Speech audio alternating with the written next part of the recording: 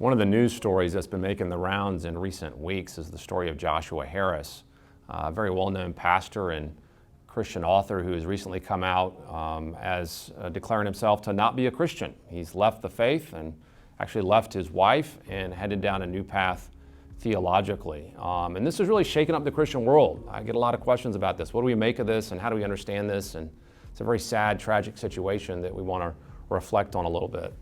Well, the first thing to note about it is that this is something that probably most of us have experienced at one point or another in our life, and that is that we know someone we thought was a Christian who turns out later not to be.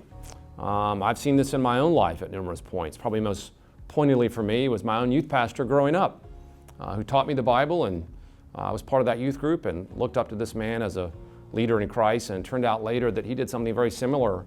Ended up leaving his family and divorcing his wife and declaring himself not to be a Christian, and went off in a whole new direction theologically. And that'll shake up your world.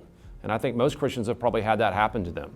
So what do we make of that phenomenon? Well, there's a word for it in theology. It's called apostasy. And apostasy is just this idea that there's some people out there that seem to be believers, look like believers, profess to be believers, and later prove themselves not to be believers by walking away from the faith. People wonder, does that mean you can lose your salvation? Well, no. Theologically, we think if you're a real Christian with a new heart, that you can't lose your salvation. But it is true that people who seemed like Christians can prove later not to be. And all of this is just a great opportunity for us as Christians to not necessarily look at other people, but really to take a moment to reflect on our own hearts.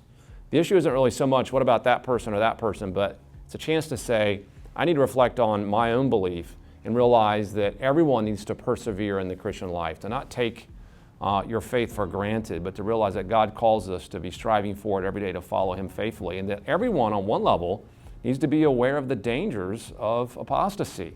There's always that sort of temptation in the world to leave Christ and to follow other things. And if nothing else, my prayer in this very sad story is that Christians would be more reflective about their own walk with Christ and more committed to Him in the end, and more willing to really stay and persevere in their walk in faith.